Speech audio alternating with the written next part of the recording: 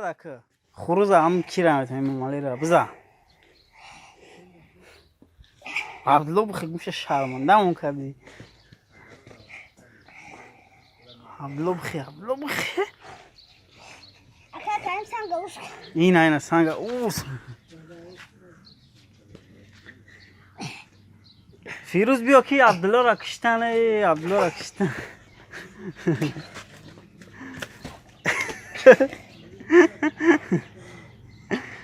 بجا قوی ممالی بجا قوی عبدالله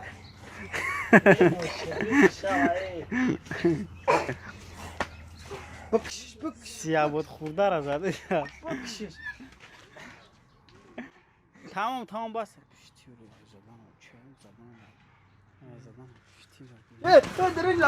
مالی چسبیدی خروز ایتا ها کاری بجا قیشه توشته مالی بجا قیشه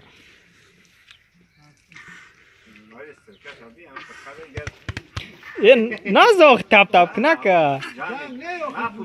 زور تو ما تپ که زمین تپ که عبدالله زمین تپ که نه هم با قوت ہے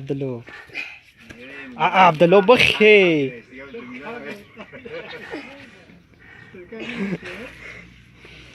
بخی عبدالله یک دو سه نشید بگازش عبدالله نه گازی که میکشیم 8 9 10 بخی عیسا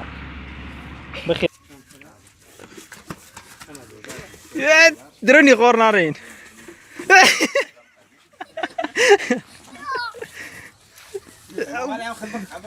درونی لاتا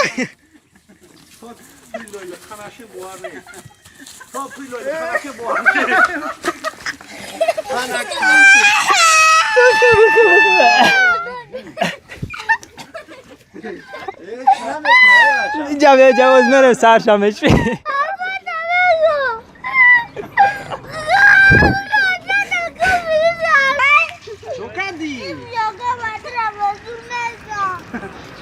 بچه سوداگری